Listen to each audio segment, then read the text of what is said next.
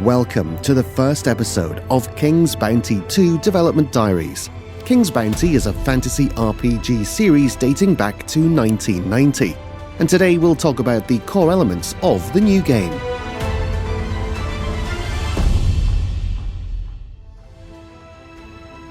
There are three aspects that form King's Bounty trademark gameplay. The first one is exploration, interacting with characters and doing quests. The second is hero management, which means choosing proper equipment, talents, and army composition.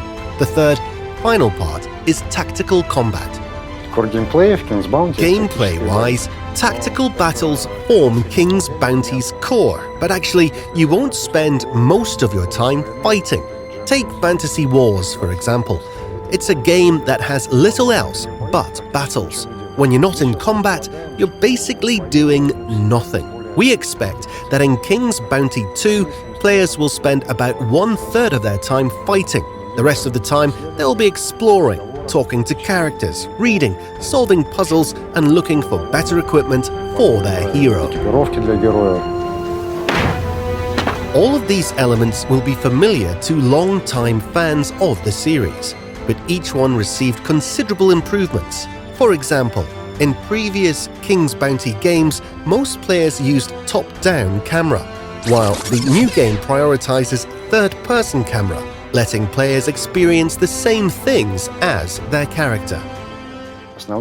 Exploration plays a very prominent role in the game, and now it's much smoother, deeper, and believable than before. You become your character. You walk where you want, you see things, you hear things.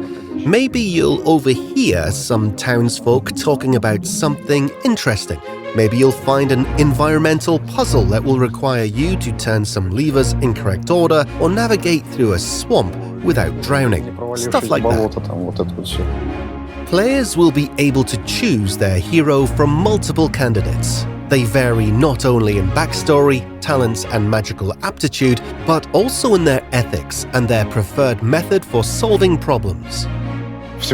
We have 4 basic ideals any living being can be aligned with: finesse, strength, anarchy, and order. Basically, if you meet a group of bandits, you can be pretty sure that they're heavily inclined towards strength and anarchy. If your character has similar disposition, it's quite possible that you'll find common ground and will be able to talk things out.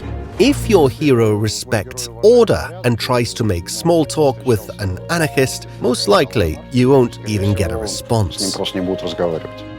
The ideals are not mutually exclusive. You may support order in general, but still let loose every once in a while. Also, ideals are not set in stone. You can change over time, mostly depending on which quests your character completes and what choices he makes along the way. Some tasks have very obvious solutions. For example, one of the first tasks in the game involves a scroll with certain important information. You can give it either to the captain of the guard or to the headmaster of the Assassin's Guild. It's plainly stated in the quest description, give it to this guy or that guy. But there will be some quests with really obscure solutions. Most of them will be side quests. However, because blocking story progress with an obscure solution, well, it's something we think is too cruel. Fans of King's Bounty series will feel right at home with New Game's combat mechanics because they stay true to basics. Battles are turn-based.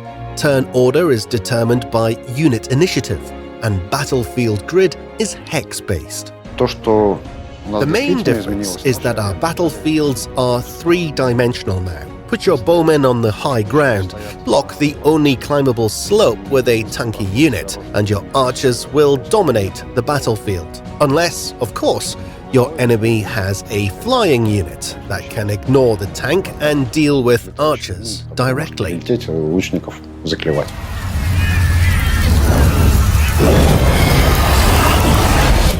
Previously, there was a small list of maps for each environment type, and one was chosen at random depending on where the hero was when combat began, like Swamp, forest, or a beach.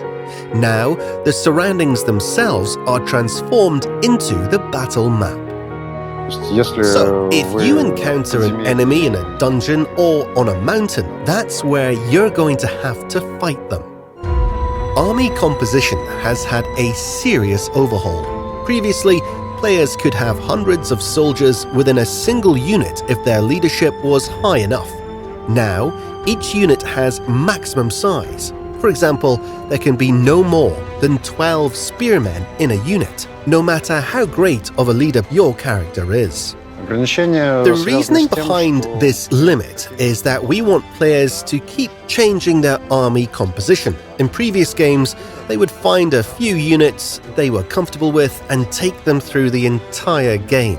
Their army would keep growing larger, but it would consist of same basic units. But now, each unit, sooner or later, will grow obsolete, so players will have to experiment with new units and adopt their play style.